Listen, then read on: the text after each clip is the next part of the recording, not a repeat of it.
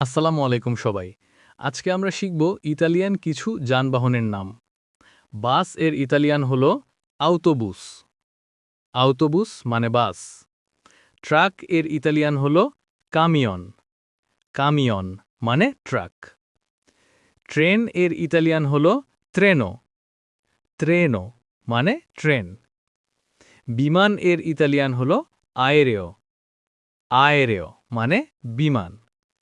অ্যাম্বুলেন্সের ইতালিয়ান হলো আম্বুলান্সা।